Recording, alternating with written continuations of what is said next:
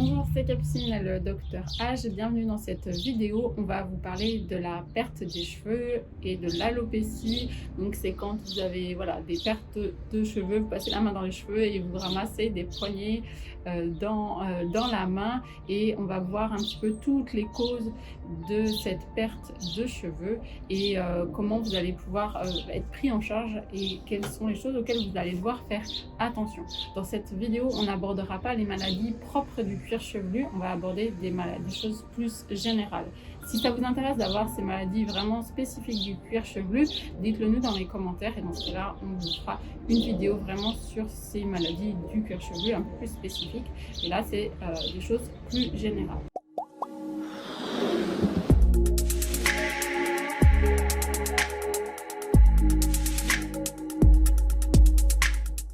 Quelles sont les causes de la chute de cheveux? Alors, comme vous l'avez dit, Capucine, il y a la chute de cheveux. Par exemple, vous pourriez me dire, je perds mes cheveux. Mais vous n'avez pas d'alopécie. C'est-à-dire qu'il est encore temps d'agir puisque on ne voit pas que vous avez une rareté de vos cheveux. Le nombre de vos cheveux est là, mais vous me dites qu'il tombe. Alors, combien en perdez-vous chaque jour? Avez-vous une idée? Oui, donc les gens vont dire quoi? Une poignée? Voilà, ça remplit la brosse. Physiologiquement, on en perd 150. On en perd 150. Voilà. Mais effectivement, quand on perd ses cheveux, on va voir dans la douche, dans la baignoire, dans la salle de bain, dans le lit, et ça inquiète beaucoup les gens. Donc le médecin, que dit-il? Souvent, il dit non, rassurez-vous, c'est pas grave. Il ne peut pas savoir que c'est pas grave. Puis des fois, moi j'entends, c'est normal, par exemple, après une grossesse. C'est normal de perdre ses cheveux. On peut dire ça, mais on n'en aura la preuve qu'après, si tout s'arrête spontanément. Et plutôt que d'attendre, parce que pendant ce temps-là, les choses peuvent s'aggraver, il vaut mieux essayer de voir si les causes dont nous allons parler ne seraient quand même pas là. Parce que c'est quand même important. Donc, il vaut mieux agir au moment où les cheveux tombent, plutôt que d'agir quand on a déjà des cheveux très raréfiés, que vous avez cette alopécie où on voit votre cuir chevelu, comme chez l'homme par exemple. Donc, agissons au moment de la chute de cheveux. Donc on a vraiment la différence entre on perd des cheveux mais ça se voit pas et l'alopécie et on se penche et on voit des trous sur le cuir chevelu. Voilà. Donc déjà c'est deux choses différentes et donc le stade il n'est pas au même point. Il vaut mieux agir quand vous avez déjà des poignées quand vous passez la main dans les cheveux. Exactement. Quelles sont les principales causes? Alors il y a une cause qui malheureusement n'est pas encore très connue alors qu'elle est essentielle, c'est le manque de fer. Alors qu'est-ce que c'est que le manque de fer? C'est quand votre organisme n'a plus de stock suffisant en fer. Mais souvent, on me dit, oui, mais j'ai pas d'anémie. Mais attention, on ne parle pas de la même chose. Le fer, c'est le fer. L'anémie, c'est l'hémoglobine. Et ce manque de fer peut faire tomber les cheveux. Et puis, dans 1 an, dans 2 ans, il va faire que l'hémoglobine va baisser. Et puis, dans 3-4 ans, il va faire qu'une autre maladie va survenir. Mais ce manque de fer, il ne faut pas attendre qu'il y ait l'anémie pour s'en occuper. Alors, à votre avis, Capucine, pourquoi une femme va manquer de fer? Si elle saigne beaucoup. Voilà, donc si elle a des règles abondantes. Et imaginons qu'elle n'ait pas de règles abondantes, mais qu'elle a des règles normales et qu'elle manque de fer. Pourquoi donc? Végétarienne. Voilà, par malabsorption. C'est-à-dire qu'elle n'apporte pas suffisamment de fer à son intestin. Et le fer, c'est dans la viande rouge, en effet. Donc les femmes végétariennes doivent se supplémenter en fer, bien entendu. Donc voilà, le fer, la carence en fer. Qu'est-ce qu'on va doser? On peut faire une prise de sang, en effet, et on va doser, surtout pas le fer. En médecine, c'est trop facile. Doser le fer parce qu'on croit manquer de fer, non, parce que quand on manque de fer, le fer peut même être élevé. Donc on dose une molécule qui s'appelle la ferritine. Mais ceci pose des problèmes, vous savez pourquoi? Parce que le résultat va apparaître normal. Le chiffre qui va être noté va se trouver dans les valeurs normales mises entre parenthèses par le laboratoire. Alors que non, ces valeurs entre parenthèses, c'est elles qui sont fausses. Puisque un chercheur britannique, Dr Rushton, a démontré qu'une femme devait avoir, comme un homme, un stock de ferritine de 60 et pas de 15 unités comme on veut bien le faire dire aux femmes. Donc tant que vous n'avez pas 60 unités de ferritine, vous êtes carencé en fer. Donc il y a une différence entre ce qui est annoncé par les labos et ce que la recherche nous dit aujourd'hui. Ah oui, ça c'est valable pour beaucoup de choses, nous en reparlerons dans beaucoup de vidéos. Aujourd'hui, il ne faut pas s'appuyer, il ne faut pas penser qu'une personne va pouvoir analyser elle-même les résultats d'un laboratoire parce que le laboratoire, lui, a des obligations qui font qu'il va écrire que tel résultat est négatif alors même que le chiffre qui est donné indique bien au contraire que ce résultat est positif, etc., etc. Il y a beaucoup de raisons.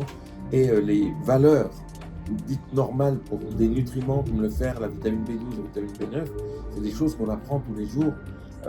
Il y a quelques années, c'était 350 pour la vitamine B12, aujourd'hui c'est 400 pour la vitamine B12. Parce qu'on affine un petit peu les connaissances, mais les laboratoires ne peuvent pas suivre en termes d'études qui permettraient pour eux de l'afficher comme tel.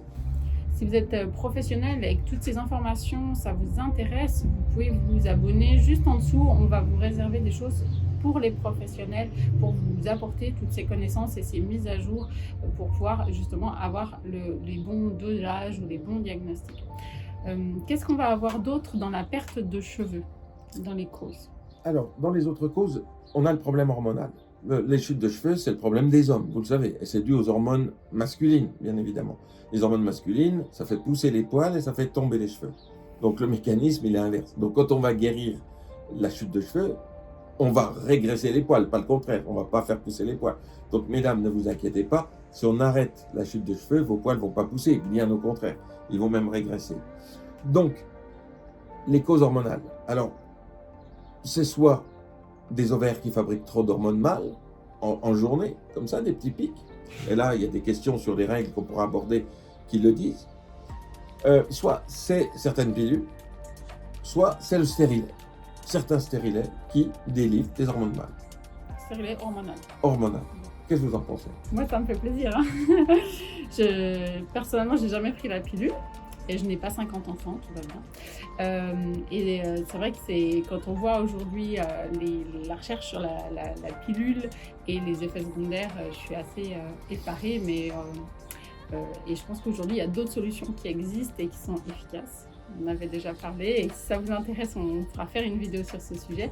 Mais on va essayer de rester sur la perte des cheveux qui sont liées donc à certaines pilules. C'est des pilules particulières? Alors oui, des pilules microdosées, c'est pilules à base de progestatifs, donc de progestérone, qu'on prend tous les jours à la même heure et qu'on n'arrête jamais. Celle-ci entraîne une balance œstrogène-progestérone très déficiente en œstrogène, beaucoup trop de progestérone, et la progestérone, c'est le précurseur de la testostérone. Donc ces jeunes filles qui, parce qu'elles fument, veulent prendre cette pilule, pensant faire moins d'accidents vasculaires cérébrales, eh bien, elles prennent comme le risque d'avoir des signes d'hyperandrogénie, c'est-à-dire voir une alopécie et des poils poussés. Donc, c'est pas une très bonne solution. À l'opposé, l'oestrogène, c'est ça qui fait les formes, qui développe les seins, les hanches. Exactement. Les oestrogènes, c'est la bonne hormone féminine, c'est ça qui donne la féminité à la femme, qui lui donne ses magnifiques cheveux, sa chevelure, qu'aucun homme ne pourra avoir parce que c'est grâce aux oestrogènes. Mais il faut savoir que dans la pilule, et Capucine, on en a déjà parlé, il y a 20 fois la dose par jour d'hormones qu'une femme a. Produit elle-même. Qu'elle produit elle-même. Une pilule vous apporte 20 à 30 fois plus, vous imaginez? Est-ce que quelqu'un a un jour envisagé de donner 30 fois la dose de testostérone à un homme tous les jours? Qu'est-ce qui se passerait? Donc la pilule, on en parlera un jour. Parce que c'est vraiment un sujet très intéressant, et puis aujourd'hui on commence à en parler et à proposer d'autres solutions. Et il reste une dernière cause qu'on voulait aborder sur la perte de cheveux, c'était les causes psychologiques. Oui. Alors, le terme psychologique, vous l'utilisez à dessein parce que vous savez que je vais vous reprendre parce que je vais utiliser le terme psychique. Psychologique, ça fait trop gentillesse, psychologique. Non, c'est psychique. Il y a une vraie... Quand il y a une souffrance, les personnes disent « je suis allé voir quelqu'un » par pudeur. On ne dit pas « je suis allé voir un psychiatre ». On dit « je vais voir mon gynéco, mais je suis allé voir quelqu'un ». Non, on va voir un psychiatre si on a vraiment une souffrance morale. La souffrance morale peut aboutir à un état dépressif. L'état dépressif, c'est quelque chose qui touche énormément de gens. On dit même que dans sa vie, une personne sur 5 a eu ou aura un état dépressif. Donc il faut s'en occuper. Et la dépression, c'est une souffrance du cerveau qui aboutit à une immunodépression. Et cette immunodépression va aussi conduire à des hormonodépressions, des troubles plus généraux qui peuvent aboutir à une chute de cheveux. En tout cas, la chute de cheveux elle-même est une cause de souffrance morale terrible. Je crois que les cas les plus fréquents où j'ai vu une femme pleurer dans mon cabinet, ce sont des femmes qui perdent leurs cheveux. Parce que c'est affreux pour une femme de perdre ses cheveux. Pourquoi c'est affreux d'ailleurs? Je sais pas. La perte de la féminité ou est-ce que Oui, ça moi traduit autre chose? j'ai une de mes tantes qui est chauve, qui a fait une alopécie complète à 18 ans, 20 ans, je ne sais plus. Donc C'est une autre maladie, ça, voilà, on n'en c'est une parle autre pas ici. maladie, mais c'est vrai que moi j'ai côtoyé ça dès enfant, donc c'est vrai que j'étais habituée à voir ma tante sans cheveux, mais après je sais pas, oui, ça doit représenter la féminité, ça doit la forme du visage. Il y a plein de femmes qui aiment quand même les longs cheveux, ce qui n'est pas mon cas, mais voilà, il y a toute une signification sans doute derrière.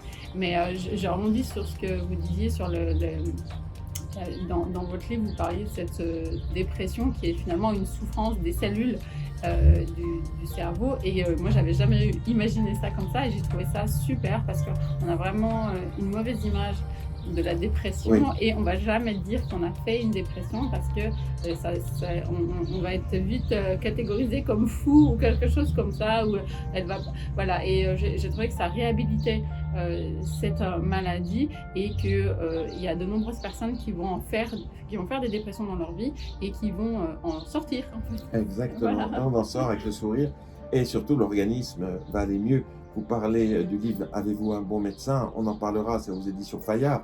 Il y a beaucoup d'exemples comme ça, de situations extrêmement vécues. Et c'est bien ce que vous dites là, parce que vous ne l'aviez pas encore dit. Réhabilitons la souffrance morale, réhabilitons la dépression, parce qu'il ne faut pas y rester. Il y a tellement de conséquences néfastes, et en particulier dans la perte de cheveux. Voilà, j'espère que cette vidéo vous a plu et a commencé à éclairer un petit peu sur ces pertes de cheveux, parce que là on a abordé qu'une petite partie des causes de perte de cheveux. Si vous avez d'autres questions, n'hésitez pas à nous les mettre dans les commentaires, à partager cette vidéo à des personnes qui peuvent peut-être perdre des cheveux et qui se demandent un petit peu ce qui leur arrive. N'hésitez pas à mettre un petit like si vous avez aimé, et puis à très bientôt. À bientôt.